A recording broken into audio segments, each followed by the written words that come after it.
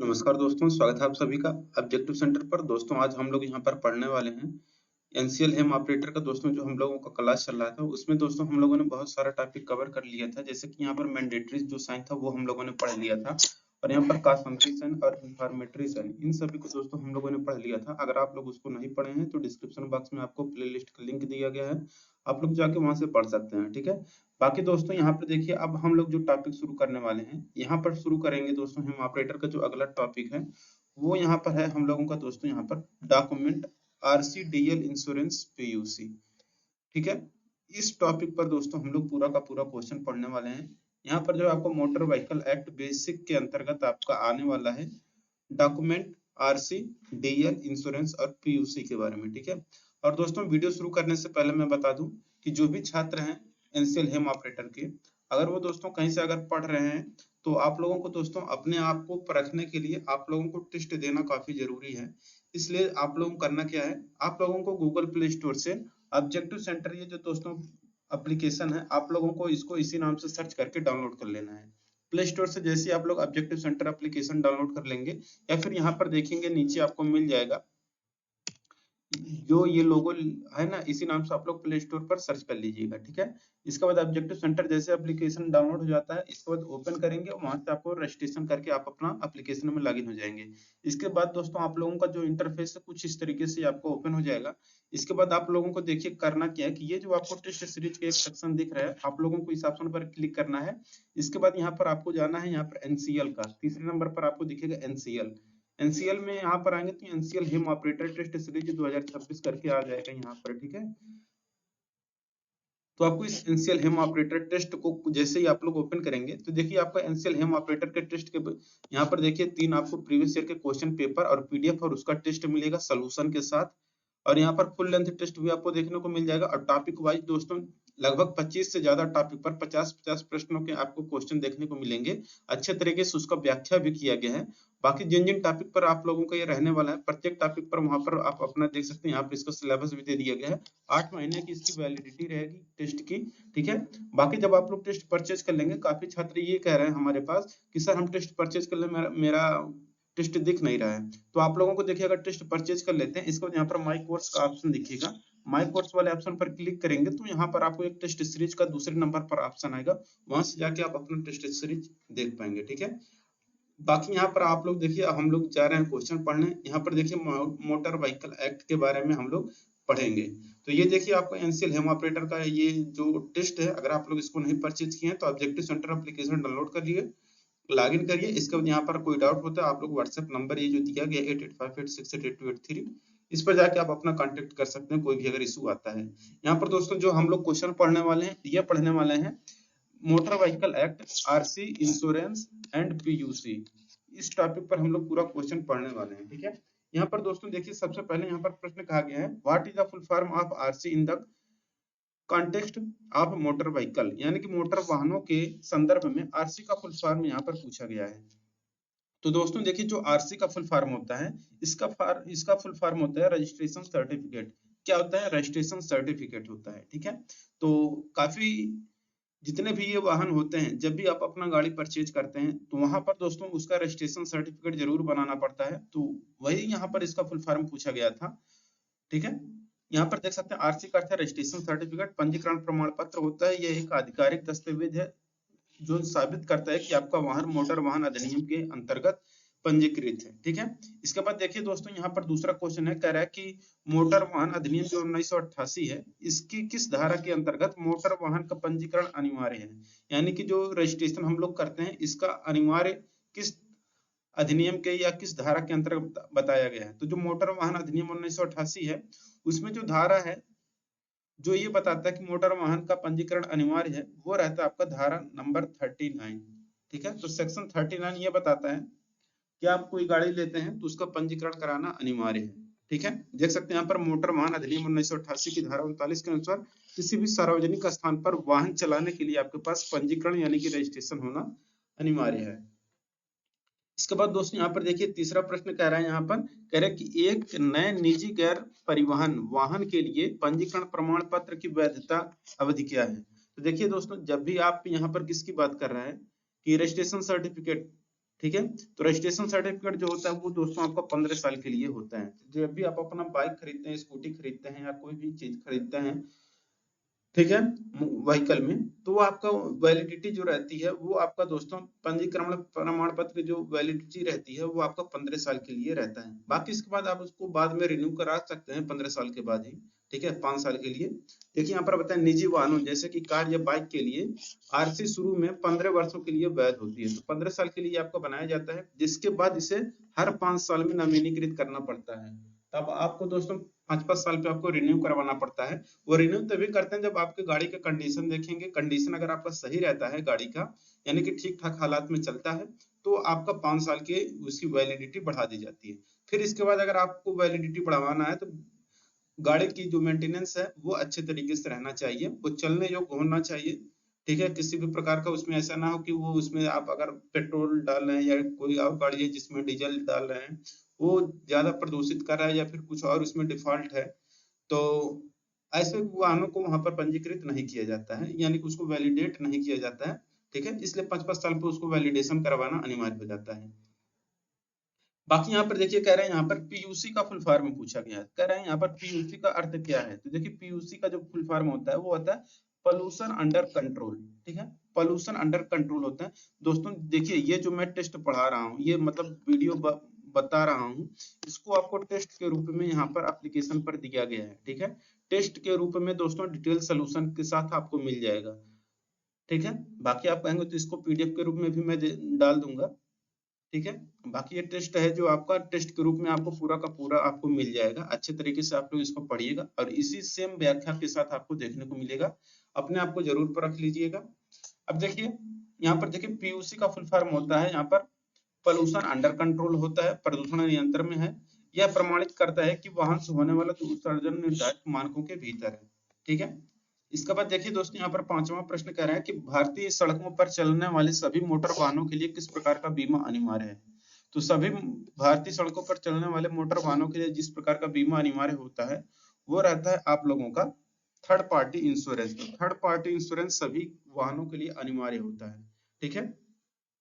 अच्छा, बहुत सारे कैंडिडेट कहते हैं, बहुत सारे छात्र ऐसे हैं जो कि कहते हैं सर एग्जाम में एआई वाले प्रश्न पूछे जा रहे हैं, अलग अलग एग्जाम में बहुत सारे कंपटीशन आप लोग दिए होंगे, एआई वाले क्वेश्चन भी इसमें दोस्तों इस टेस्ट सीरीज में डाला गया है। तो आप लोग दोस्तों ऑब्जेक्टिव सेंटर यहाँ पर जो लिखा है इसी नाम से प्ले स्टोर पर सर्च कर लीजिएगा, वहां पर दोस्तों आपको कोर्स मिल जाएगा 149 में, ये टेस्ट सीरीज देखने को मिल जाएगा, टेस्ट सीरीज वाले सेक्शन में एनसीएल हेम ऑपरेटर के नाम से मिल जाएगा, या फिर वहां पर सर्च बार का ऑप्शन होगा, वहां पर सर्च करेंगे तो भी आ जाएगा, ठीक है। तो यहाँ पर देखिए ये आपका जो था क्वेश्चन ये हो गया, भारतीय सड़कों पर मोटर वाहनों के चलाने के लिए बीमा जो अनिवार्य है वो आपका थर्ड पार्टी इंश्योरेंस होना अनिवार्य है, ठीक है। अब देखिए यहाँ पर दोस्तों 6वां क्वेश्चन कह रहे हैं कि पंजीकरण के 1 वर्ष बाद नए वाहनों के लिए पीयूसी प्रमाण पत्र आमतौर पर कितने समय के लिए वैध होता है। तो देखिए जो पीयूसी यानी कि पोल्यूशन अंडर कंट्रोल सर्टिफिकेट होता है, ये आपका वैलिड होता है दोस्तों मात्र यहाँ पर 6 महीने के लिए, ठीक है। अब देखिए यहाँ पर बताया गया है कि आमतौर पर पुराने वाहनों के लिए पीयूसी प्रमाण पत्र की वैधता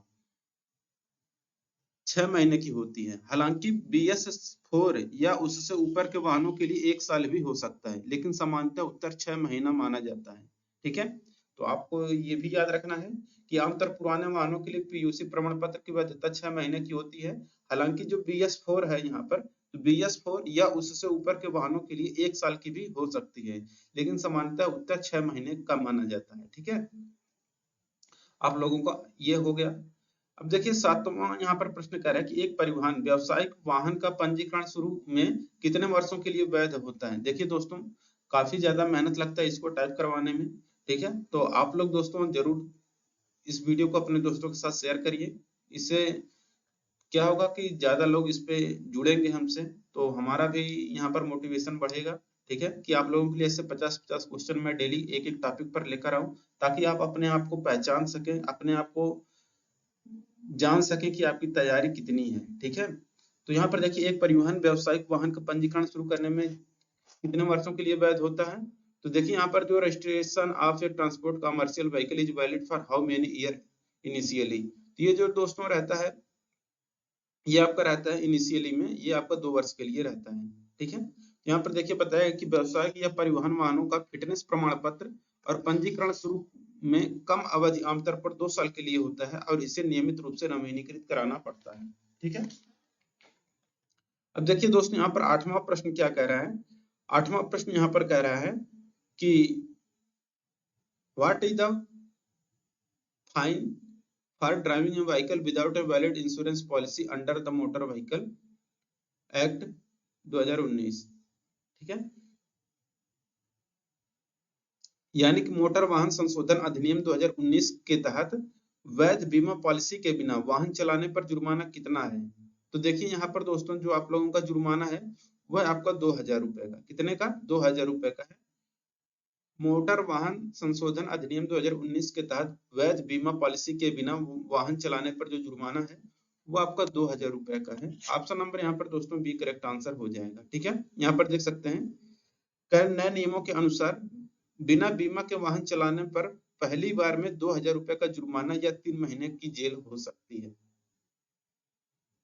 अब देखिए दोस्तों यहाँ पर है आप लोगों का क्वेश्चन 9 नंबर का, कह रहा है कि फार्म जो 20 है इसका उपयोग किस उद्देश्य के लिए हम लोग करते हैं। तो जो फार्म 20 है इसका प्रयोग दोस्तों हम लोग जो करते हैं वो करते हैं हम लोग मोटर वाहन के पंजीकरण के लिए, आवेदन के लिए। ठीक है, तो मोटर वाहन के पंजीकरण के आवेदन के लिए हम लोग फार्म 20 का उपयोग करते हैं। आपका नंबर यहाँ पर बी करेक्ट आंसर हो जाएगा। ठीक है, अब देखिए 10 नंबर का क्वेश्चन कह रहा है कि निजी वाहन की पंजीकरण प्लेट के लिए किस रंग का उपयोग किया जाता है। यानी कि दोस्तों प्राइवेट जो जितने भी व्हीकल होते हैं, यानी कि जो हम लोग घरेलू कार्यों में यूज करते हैं प्राइवेट व्हीकल वही है, तो इसका दोस्तों जो बैकग्राउंड पर रहता है ये आपका दोस्तों सफेद पृष्ठभूमि पर काले अक्षर के होते हैं। ठीक है, कैसे, सफेद पृष्ठभूमि पर काले अक्षर से लिखे जाते हैं। ठीक है, आप कहेंगे कि सर आपका अगर इलेक्ट्रिक है बाइक, बाइक अगर इलेक्ट्रिक है भले वो प्राइवेट है तो वो आपका प्लेट कैसा हो जाएगा, आपका ग्रीन कलर का बैकग्राउंड हो जाएगा, तो वो बात अलग है। ठीक है, तो देखिए निजी प्राइवेट वाहनों के लिए सफेद प्लेट पर काले रंग के नंबर लिखे जाते हैं। अब देखिए अगला प्रश्न क्या कह रहा है। अगला प्रश्न यहाँ पर कह रहा है कि व्यवसायिक या परिवहन वाहनों के लिए किस रंग की पंजीकरण प्लेट का उपयोग किया जाता है। तो व्यवसायिक यानी कि आपको यहाँ पर कॉमर्शियल या ट्रांसपोर्ट के लिए बात किया जा रहा है, तो कॉमर्शियल या ट्रांसपोर्ट के लिए यहाँ पर येलो कलर यानी कि पीले कलर का, कौन कौन से, देखिए कॉमर्शियल या ट्रांसपोर्ट के लिए पीला कलर रहेगा। ठीक है, और इसके बाद सफेद बैकग्राउंड में काले कलर से जो रहता है वो आपका क्या रहता है, प्राइवेट यानी कि निजी वाला, और जो हरा वाला रहता है वो कौन सा रहता है, हरा वाला आपका इलेक्ट्रिक वाला रहता है। ठीक है, यहाँ पर देख सकते हैं व्यवसायिक वाहनों जैसे ट्रक हो गया, टैक्सी हो गई, इसके लिए पीली प्लेट पर काले अक्षर का प्रयोग हम लोग करते हैं। ठीक है, अब देखिए अगला जो क्वेश्चन है वो देखिए आप लोग, कह रहा है कि वाहन की बिक्री के मामले में यदि खरीदार उसी आरटीयू क्षेत्र में रहता है तो कितने दिनों के भीतर स्वामित्व हस्तांतरण की सूचना आरटीयू को दी जानी चाहिए। ठीक है, तो वाहन की बिक्री के मामले में यदि खरीदार उसी आरटीयू क्षेत्र में रहता है तो ये दोस्तों जो सूचना दी जानी चाहिए आरटीयू को वह दिया जाना चाहिए 14 दिनों के अंदर। ठीक है, तो 14 दिनों के अंदर आपको इन्फॉर्म करना चाहिए कि आपने अपनी गाड़ी किसी दूसरे को दे दिया है, बिक्री कर दिया है। तो देखिए यदि खरीदार और विक्रेता एक ही आरटीओ अधिकार क्षेत्र में आते हैं तो 14 दिनों के भीतर इसकी सूचना देनी होती है, किसको, आरटीओ को। ठीक है, 13 नंबर का यहाँ पर देखिए प्रश्न क्या कह रहा है। तो 13 नंबर का प्रश्न यहाँ पर देखिए कह रहा है कि बिना दोबारा पंजीकरण के किसी वाहन को दूसरे राज्य में कितने समय तक रखने की अनुमति है। ठीक है, तो बिना यानी कि एक बार आपने करा लिया पंजीकरण तो आप उसको 12 महीने के लिए रख सकते हैं। कितने, 12 महीने के लिए। तो कह रहे हैं यहाँ पर इसलिए बिना दोबारा पंजीकरण के, ठीक है, किसी वाहन को दूसरे राज्य में कितने समय तक रख सकते हैं, तो 12 महीने के लिए। ठीक है, तो मोटर वाहन अधिनियम के यदि आप किसी वाहन को दूसरे राज्य में एकदम 12 महीने तक बिना वहां के स्थानीय नंबर के चला सकते हैं। ठीक है, यानी कि साल भर। अब देखिए यहाँ पर दोस्तों यहाँ पर है कि आरसी के लिए आवेदक की आयु और पते को साबित करने के लिए किस दस्तावेज का उपयोग किया जाता है। तो आरसी के लिए आवेदक की आयु और पते को साबित करने के लिए जो हम लोग दस्तावेज यूज करते हैं दोस्तों वो हमारा रहता है आधार कार्ड। ठीक है, आधार कार्ड हमारा यहाँ पर करेक्ट आंसर हो जाएगा।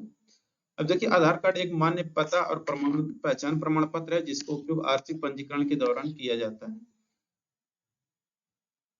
यहाँ पर है 15 नंबर का क्वेश्चन, यदि किसी वाहन की आरसी खो जाती है तो कौन सा दस्तावेज प्राप्त किया जाना चाहिए। यदि किसी वाहन की आरसी खो जाती है तो जो दस्तावेज प्राप्त किया जाता है दोस्तों, वो आपका रहता है यहाँ पर डुप्लीकेट आरसी। तो एक बार अगर आरसी आपका खो गया है तो वहां पर आपको डुप्लीकेट आरसी वहां पर यूज करेंगे आवेदन के लिए, ठीक है, आवेदन करेंगे यूज करने के लिए। आरसी खो जाने या खराब हो जाने की स्थिति में आरटीओ से डुप्लीकेट आरसी के लिए हम लोग आवेदन करेंगे, ठीक है। 16 नंबर के यहाँ पर देखिए प्रश्न कह रहा है कि पंजीकरण की समाप्ति के बाद इसे नवीनीकरण के लिए कितनी छूट अवधि यानी कि ग्रेस पीरियड दी जाती है। तो ये जो दोस्तों छूट दिया जाता है, ये दिया जाता है मात्र 30 दिनों के लिए। तो यदि दोस्तों आप लोगों का जो रिन्यूअल है रजिस्ट्रेशन एक्सपायरी के बाद, जो आपका रजिस्ट्रेशन है अगर वो एक्सपायर हो जाता है, इसके बाद अगर आप लोगों को रिन्यूअल कराना है तो आपको 30 दिनों के अंदर 30 दिन की मतलब छूट दी जाती है, ठीक है। तो पंजीकरण की समाप्ति के बाद इसे नवीनीकृत करने के लिए आपको 30 दिन का समय दिया जाता है, ठीक है, कि आप 30 दिन के अंदर अपना बनवा लीजिए। देखिए आमतौर पर पंजीकरण समाप्त होने से 60 दिन पहले आवेदन किया जाता है, लेकिन समाप्ति के बाद देरी पर जुर्माना लगता है, ठीक है। देखिए जैसे यहाँ पर देखिए इसका कहने का क्या मतलब है, जैसे कि आपका जैसे कि ये कोई डेट है, ठीक है, इस डेट को आपको क्या हो रहा है, एक्सपायर हो जा रहा है, ठीक है। लेकिन ये एक्सपायर होने से पहले आप लोगों को क्या करना चाहिए, 60 दिन पहले 60 दिन पहले आपको क्या करना चाहिए, आवेदन कर देना चाहिए। आमतौर पर पंजीकरण प्राप्त करने के लिए 60 दिन पहले, एक्सपायरी से 60 दिन पहले आप लोगों को क्या करना चाहिए, आवेदन करना चाहिए। लेकिन अगर दोस्तों आपको नवीनीकरण की मतलब ये जो आपका एक्सपायरी डेट है, ये अगर एक्सपायर हो गया है तो इसके दोस्तों आपको 30 दिन तक का आपको छूट दिया जाता है कि आप 30 दिन के अंदर बनवा लें, ठीक है, पंजीकरण करवा लें, ठीक है। तो 60 दिन पहले आप लोग चाहें तो एक्सपायरी डेट से 60 दिन पहले आप लोगों को यहाँ पर आवेदन करना होता है, लेकिन आप 60 दिन पहले आवेदन नहीं कर पाते हैं तो आप लोगों को कंपलसरी है कि 30 दिन के अगले 30 दिन के अंदर आप अपना करवा लें, और वो भी जुर्माने के साथ, ठीक है। यहाँ पर देख सकते हैं आमतौर पर पंजीकरण समाप्त होने से 60 दिन पहले आवेदन किया जा सकता है, लेकिन समाप्ति के बाद देरी पर जुर्माना लगता है, ठीक है। तो 30 दिन यहाँ पर आपको दिया गया है, तो 30 दिन के अंदर आपको बनवा लेना पड़ेगा। अब देखिए यहाँ पर दिया गया है कि परिवहन वाहनों के लिए फिटनेस प्रमाण पत्र कौन सा प्राधिकरण जारी करता है। तो परिवहन वाहनों के लिए जो फिटनेस प्रमाण पत्र प्राधिकरण जो जारी करता है वो रहता है दोस्तों आप लोगों का आरटीओ। आरटीओ यहाँ पर आपका करेक्ट आंसर हो जाएगा, क्षेत्रीय परिवहन कार्यालय आरटीओ वाहनों की जांच के बाद फिटनेस प्रमाण पत्र जारी करता है।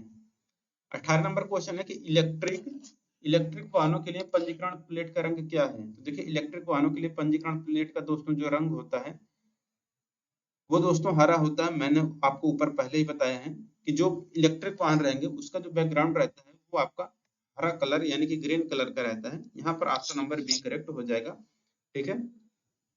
येलो क्या है, येलो वाला आपका है दोस्तों कमर्शियल, ठीक है। बाकी जो प्राइवेट वाला रहता है उसका बैकग्राउंड व्हाइट रहता है जो हम लोग यूज करते हैं अपने बाइक में, लेकिन अगर वही आपका अगर इलेक्ट्रिक वाला है तो वहां पर बैकग्राउंड आपका हरा हो जाता है निजी वाहनों के लिए भी, ठीक है।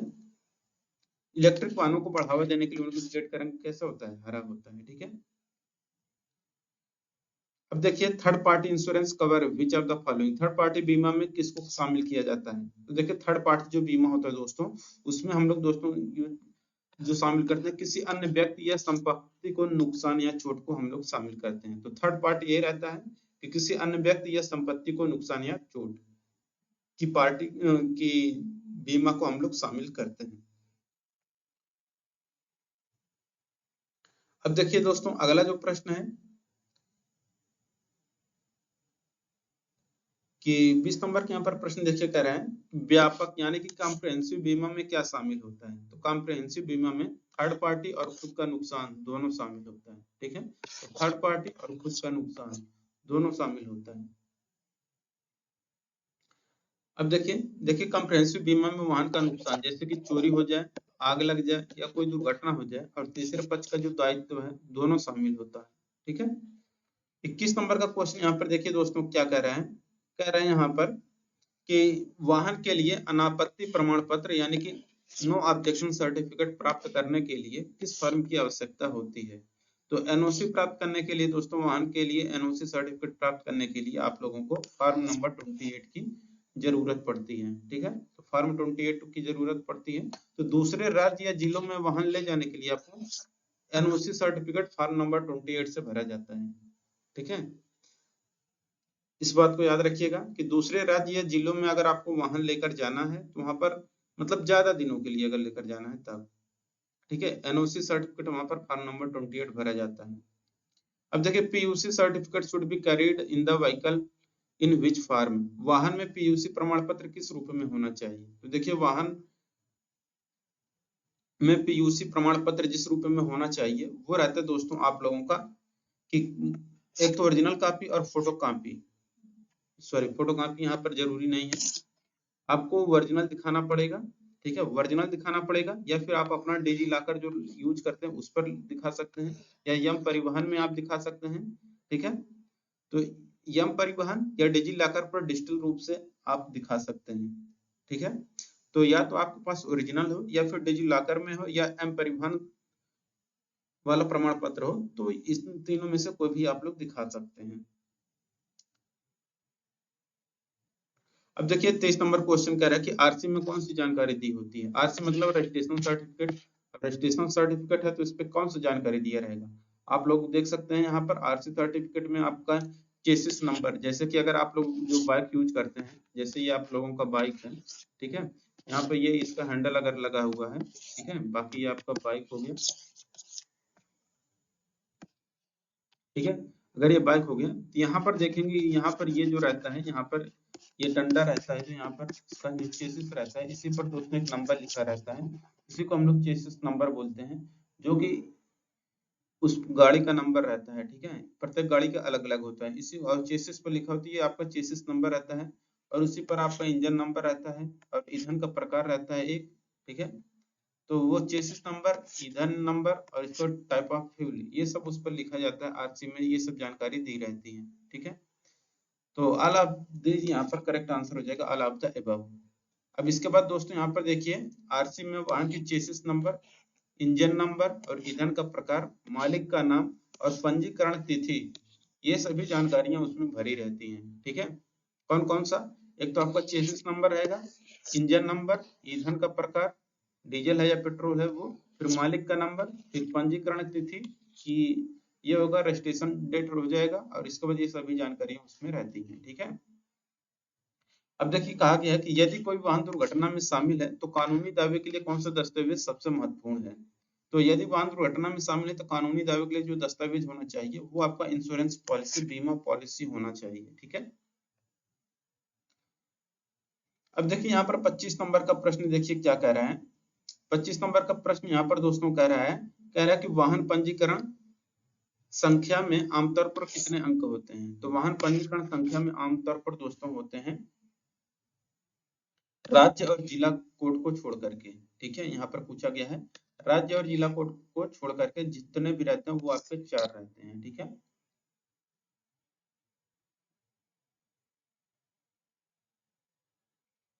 अब देखिए भारत में वाहन पंजीकरण संख्या के अंत में 4 अंक का नंबर होता है। ठीक है, जैसे आप लोग देख सकते हैं यूपी 56X, इस तरीके से अगर कोई गाड़ी का नंबर है, ठीक है, तो इस तरीके से आप लोग देख सकते हैं। ये तो आपका बताएगा स्टेट है, और ये आपका किसको बताता है, जिला को बताएगा। ये तो आपका स्टेट को बताएगा, ये आपको किसका बताएगा, डिस्ट्रिक्ट को बताता है। ठीक है, बाकी ये तो आपका नंबर रहता है, बाकी ये जो 4 अंक यहाँ पर लास्ट में बचता है, ये 4 अंक, ठीक है, ये क्या रहता है, ये आपका पंजीकरण संख्या रहता है। कौन सा रहता है, पंजीकरण संख्या। ठीक है, अब देखिए यहाँ पर है अस्थाई पंजीकरण की वैधता क्या है। तो देखिए अस्थाई पंजीकरण की जो वैधता होती है दोस्तों, ये होता है आपका 1 महीना। ठीक है, अब देखिए अगला प्रश्न है 27 नंबर का, कह रहा है HSRP का अर्थ क्या है। तो HSRP का दोस्तों जो फुल फॉर्म होता है हाई सिक्योरिटी रजिस्ट्रेशन प्लेट। तो दोस्तों यहाँ पर है आपका HSRP का फुल फॉर्म होता है यहाँ पर हाई सिक्योरिटी रजिस्ट्रेशन प्लेट। ठीक है, तो HSRP का मतलब होता है हाई सिक्योरिटी रजिस्ट्रेशन प्लेट है, जो अब सभी वाहनों के लिए अनिवार्य है। ठीक है, यहाँ का आ गया है कि फॉर्म 29 का उपयोग किया जाता है। तो देखिए जो फॉर्म 29 का उपयोग किया जाता है, यह किया जाता है आपका कि स्वामित्व हस्तांतरण की सूचना के लिए। ठीक है, तो यानी कि notice of transfer of ownership, यानी कि ओनरशिप को ट्रांसफर करने के लिए हम लोग फॉर्म 29 का उपयोग करते हैं। ठीक है, जब कोई वाहन बेचा जाता है तो फॉर्म 29 का उपयोग स्वामित्व हस्तांतरण की सूचना देने के लिए किया जाता है। ठीक है, अब देखिए यहाँ पर 29 नंबर का क्वेश्चन कर रहा है कि पहली बार बिना वैध पीयूसी प्रमाण पत्र के वाहन चलाने का जुर्माना क्या है। तो वाहन चलाने का ये जो दोस्तों जुर्माना रहता है, ये रहता है आपका 10,000 रुपए। ठीक है, तो नए मोटर वाहन संशोधन अधिनियम के अनुसार प्रदूषण मानकों के उल्लंघन पीयूसी न होने पर 10,000 रुपए तक का जुर्माना लगाया जा सकता है। ठीक है, अब देखिए यहाँ पर 30 नंबर का क्वेश्चन कह रहा है कि निजी वाहन के लिए फिटनेस प्रमाण पत्र की आवश्यकता कब होती है। तो देखिए निजी वाहन के लिए फिटनेस प्रमाण पत्र की जो आवश्यकता होती है, ये होता है दोस्तों आपका 15 साल बाद आरसी नवीनीकरण के समय। ठीक है, अब देखिए कहा गया निजी वाहनों के लिए 15 साल तक फिटनेस आरसी में शामिल होती है। 15 साल बाद नवीनीकरण के समय फिटनेस की जांच अनिवार्य होती है। अब देखिए 31 नंबर क्वेश्चन कर रहे हैं आईडीबी में इंश्योरेंस स्टैंड्स फॉर, बीमा में आईडीबी का अर्थ है। तो देखिए बीमा में आईडीबी का जो अर्थ होता है वो रहता है आपका इंश्योर्ड डिक्लेयर्ड वैल्यू। ठीक है, तो इंश्योर्ड डिक्लेयर्ड वैल्यू आईडीवी का फुल फॉर्म होता है। आईडीवी का अधिकतम राशि है, वह अधिकतम राशि है जो बीमा कंपनी वाहन के चोरी होने या पूरी तरह क्षतिग्रस्त होने पर देती है। ठीक है, तो यहाँ पर इसका करेक्ट आंसर क्या हो जाएगा, option number A insured declared value. अब देखिए 32 नंबर का प्रश्न यहाँ पर क्या कह रहा है, कह रहा है कि वाहन की बैठने की क्षमता का उल्लेख किस दस्तावेज में किया जाता है। तो वाहन में बैठने की क्षमता का उल्लेख दोस्तों जो किया जाता है वह आपका आरसी में रजिस्ट्रेशन सर्टिफिकेट में रहता है। ठीक है, तो आरसी यानी कि रजिस्ट्रेशन सर्टिफिकेट में लिखा जाता है कि वाहन में कितने लोग बैठ सकते हैं। जैसे कि आजकल देखेंगे कि टेम्पो वाले जो रहते हैं ना, वो क्या करते हैं कि ज्यादा पैसा कमाने के लिए ज्यादा लोगों को जबरदस्ती भर लेते हैं। रहता सीट 3 लोगों का, 3-3 लोगों का, यानी कि 3 आगे 3 पीछे। तो वो लोग क्या करते हैं, 4-4 भर लेते हैं, 5-5 भर लेते हैं। वो सब गलत रहता है। इसलिए यहाँ पर जब भी आप लोगों को सर्टिफिकेट बनता है तो उस पर वाहनों की, उस वाहन में जितने लोग बैठ सकते हैं उसकी पूरी ब्यौरा दी जाती है। ठीक है, अब 33 नंबर का देखिए यहाँ पर क्वेश्चन दोस्तों क्या कह रहा है, कह रहा है कि एक व्यावसायिक वाहन को आरसी, बीमा और पीयूसी के अलावा कौन सा अतिरिक्त दस्तावेज साथ रखना चाहिए। तो व्यावसायिक वाहन को आरसी, बीमा और पीयूसी के अलावा जो अतिरिक्त दस्तावेज रहता है वो रहता है आपका फिटनेस प्रमाण पत्र और परमिट, यानी कि फिटनेस सर्टिफिकेट एंड परमिट अनिवार्य है। अब देखिए दोस्तों यहाँ पर अगला प्रश्न है कि अपने नाम पर मोटर वाहन का पंजीकरण कराने के लिए न्यूनतम आयु क्या है। तो देखिए ये न्यूनतम आयु दोस्तों 18 साल है। ठीक है, अपने नाम से अगर कोई मोटर व्हीकल आपको नाम करवाना है तो 18 वर्ष होना चाहिए। वाहन का मालिक बनने या पंजीकरण कराने के लिए व्यक्ति की न्यूनतम आयु कम से कम 18 वर्ष होनी चाहिए। 35 नंबर का देखिए प्रश्न कह रहा है कि वाहन पर एल चिन्ह किसको दर्शाता है। तो एल चिन्ह बताता है लर्नर ड्राइवर, शिक्षु चालक। ठीक है, एल बोर्ड या दर्शाता कि वाहन चलाने वाला व्यक्ति अभी सीख रहा है और उसके पास लर्नर लाइसेंस है। 36 नंबर का देखिए प्रश्न क्या कह रहा है, कह रहा है कि डुप्लीकेट आरसी के आवेदन के लिए किस फॉर्म का उपयोग किया जाता है। तो अगर आप लोगों का अगर रजिस्ट्रेशन सर्टिफिकेट ओरिजिनल वाला अगर खो जाता है तो आपको वहां पर डुप्लीकेट आरसी जनरेट करवाना पड़ता है। और उसके लिए दोस्तों जब भी आप लोग आवेदन करते हैं तो उसमें दोस्तों हम लोग फॉर्म नंबर 26 का उपयोग करते हैं। ठीक है, फॉर्म 26 का उपयोग डुप्लीकेट आरसी के लिए हम लोग आवेदन के लिए करते हैं। कह रहा है कि यदि वाहन के मालिक की मृत्यु हो जाती है तो उत्तराधिकारी को कितने दिनों के भीतर स्वामित्व हस्तांतरण के लिए आवेदन करना चाहिए। तो ये रहता है दोस्तों आपका 60 दिनों के अंदर। ठीक है, तो जिसके नाम से अगर रजिस्ट्रेशन है, अगर उसकी मृत्यु हो जाती है तो 60 दिन के अंदर किसी न किसी को उसका उत्तराधिकारी होना पड़ता है। ठीक है, तो मृत्यु के मामले में 30 दिनों के भीतर आरटीओ को सूचित करना होता है और 60 दिनों के भीतर हस्तांतरण का आवेदन करना होता है। अब देखिए 38 नंबर क्वेश्चन कह रहा है कि पीयूसी परीक्षण के लिए निम्न में से किसकी आवश्यकता नहीं है। पीयूसी परीक्षण के लिए दोस्तों जिसकी आवश्यकता नहीं होती है वो रहता है इंजन ट्यूनिंग। इंजन ट्यूनिंग की आवश्यकता नहीं होती है, जबकि चेकिंग एग्जॉस्ट इमिशन यानी कि निकास उत्सर्जन की जांच करना, वैलिड आरसी और फिजिकल प्रेजेंस ऑफ व्हीकल वाहन की भौतिक उपस्थिति, ये सब की आवश्यकता होती है।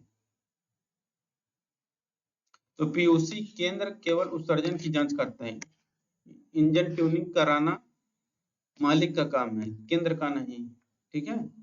39 नंबर क्वेश्चन क्या है, एक नए परिवहन वाहन के लिए फिटनेस प्रमाण पत्र कितने समय के लिए वैध होता है। तो एक नए परिवहन वाहन के लिए फिटनेस प्रमाण पत्र जो वैध होता है ये दोस्तों रहता है आपका 2 वर्ष के लिए। ठीक है, यहाँ पर 2 वर्ष आपका करेक्ट आंसर हो जाएगा। नए व्यावसायिक वाहनों के लिए फिटनेस प्रमाण पत्र शुरुआत में 2 वर्ष के लिए जारी किया जाता है। वर्तमान नियमों के अनुसार इसमें बदलाव हो सकते हैं, लेकिन मानक 2 वर्ष है। ठीक है।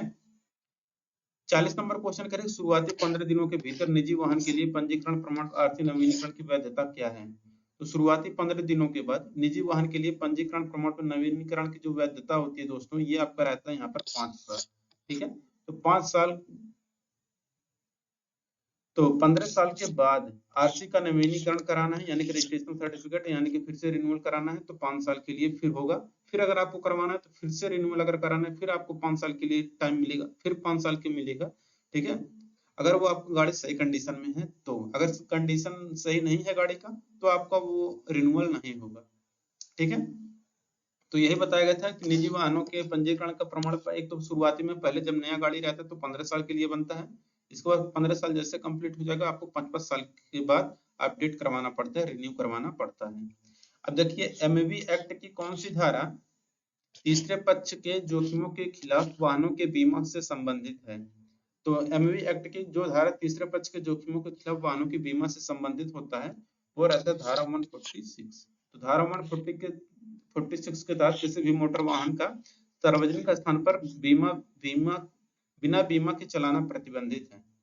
ठीक है, तो मोटर वाहनों को सार्वजनिक स्थान पर बिना बीमा के नहीं चलाना चाहिए। ये किस धारा में लिखा गया है, धारा 146 पे। हाइपोथिकेशन क्या है, आरसी में हाइपोथिकेशन का क्या अर्थ होता है। तो हाइपोथिकेशन का मतलब होता है दोस्तों कि वाहन ऋण या फाइनेंस पर है। किस पर है, लोन या फाइनेंस पर है। यदि वाहन बैंक लोन पर खरीदा गया है तो आरसी पर हाइपोथिकेशन मार्क होता है, जिसका अर्थ है कि वाहन पर बैंक का अधिकार है। ठीक है, तो जब भी आप लोग लोन लेता है तो मतलब वो रहता है कि गाड़ी अगर आप लोग लोन नहीं चुका है तो गाड़ी वो लोग खींच के लेकर चले जाते हैं। ठीक है, क्वेश्चन नंबर 43 कह रहा है यहाँ पर फर्म 30 का उपयोग किया जाता है। तो देखिए फर्म 30 जो रहता है दोस्तों, इसका प्रयोग हम लोग दोस्तों स्वामित्व हस्तांतरण की रिपोर्ट यानी कि report to transfer of ownership के ट्रांसफर की रिपोर्ट के लिए दोस्तों हम लोग यहाँ पर यूज करते हैं। फॉर्म 29 और 30 दोनों का उपयोग स्वामित्व हस्तांतरण की प्रक्रिया में किया जाता है। ठीक है, तो देख सकते हैं जो फॉर्म नंबर 30 है और जो फॉर्म नंबर 29 है, दोनों का प्रयोग दोस्तों हम लोग स्वामित्व यानी कि ओनरशिप ट्रांसफर के लिए हम लोग यूज करते हैं। अब देखिए यहाँ पर 44 नंबर का दोस्तों क्वेश्चन कह रहा है, यदि आप अपना पता बदलते हैं तो आपको आरसी अपडेट के लिए कितने दिनों के भीतर आरटीओ को सूचित करना चाहिए।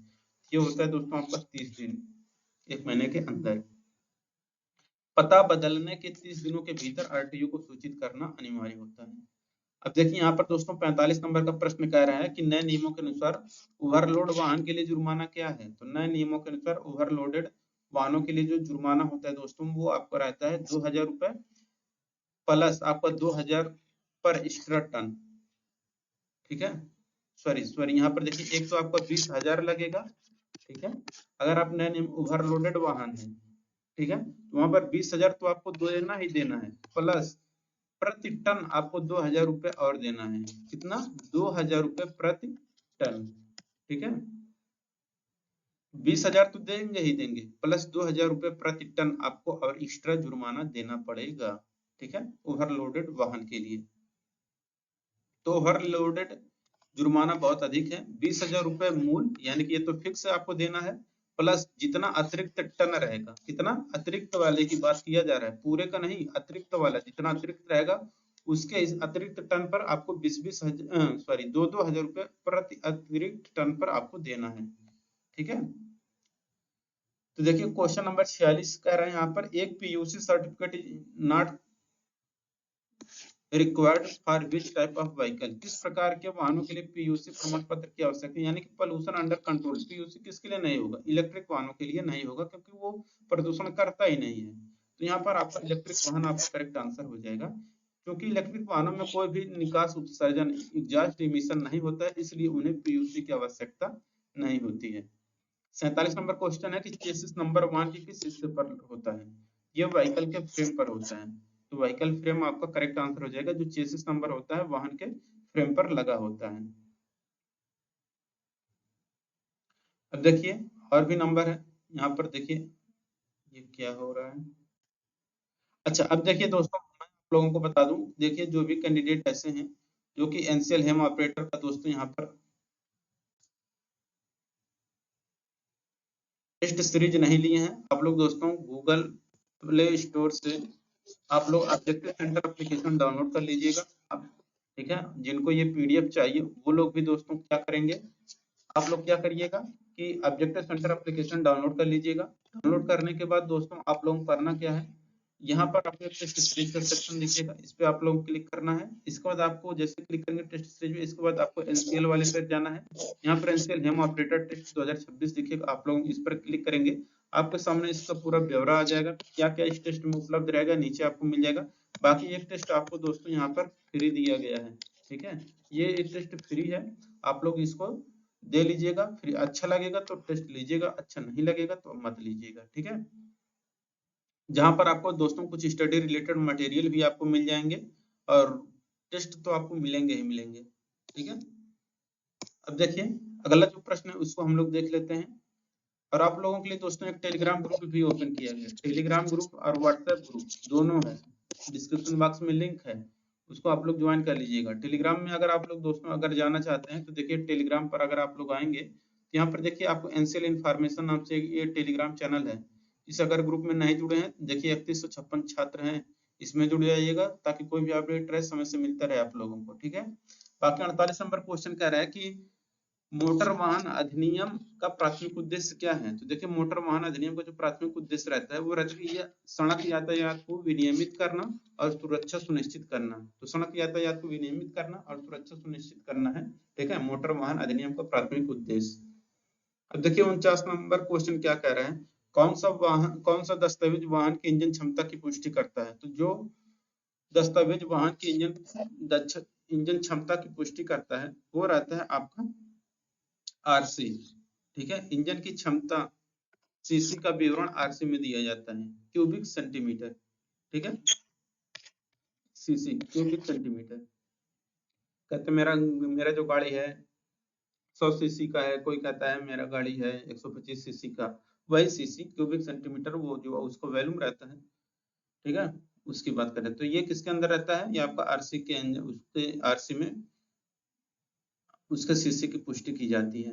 50 नंबर क्वेश्चन देखिए यहाँ पर कह रहा है, क्या समाप्त हो चुके बीमा के साथ वाहन चलाना कानूनी है। तो देखिए यहाँ पर नहीं, क्या समाप्त हो चुके बीमा के साथ वाहन चलाना कानूनी है, नहीं यह अवैध है, यानी कि आप बिना बीमा के गाड़ी नहीं चला सकते हैं, अगर आप चला रहे हैं यानी कि आप अवैध हैं, तो आपको आपकी गाड़ी उस समय कभी भी पकड़ी जा सकती है और आपको चालान काटा जा सकता है, ठीक है। तो देख सकते बिना वैध बीमा के वाहन चलाना पूरी तरह से अवैध है और भारी जुर्माना आपको देना पड़ सकता है, ठीक है। तो ये है दोस्तों आप लोगों के लिए 50 क्वेश्चन कंप्लीट होते हैं, बाकी आप अपनी तैयारी चेक कर लीजिए। बाकी लोगों के लिए यहाँ पर दोस्तों यहाँ पर मैं बता दूं, जो लोग टेस्ट सीरीज नहीं लिए हैं आप लोग टेस्ट सीरीज ले लीजिएगा, ये सब पीडीएफ आपको दोस्तों मिल जाएगा, देख सकते हैं इस तरीके का ये पीडीएफ भी आपको दे दिया जाएगा। बाकी दोस्तों आप लोगों को प्ले स्टोर से ऑब्जेक्टिव सेंटर, ये जो प्ले स्टोर से आप लोग डाउनलोड कर लेंगे एप्लीकेशन, इसके बाद दोस्तों यहाँ पर इस तरीके से टेस्ट सीरीज वाले में जाएंगे और वहां से जाकर के आप अपना टेस्ट परचेज कर लेंगे। टेस्ट परचेज करने के बाद दोस्तों जो आप लोगों का टेस्ट है माई कोर्स वाले सेक्शन में दिखेगा, ये माई कोर्स वाला जो सेक्शन है आप लोग इस कोर्स वाले सेक्शन में जाएंगे, वहां पर टेस्ट सीरीज का ऑप्शन दिखेगा, वहीं से आप लोग अपना टेस्ट दे पाएंगे, ठीक है। मिलेंगे नेक्स्ट वीडियो में, थैंक यू।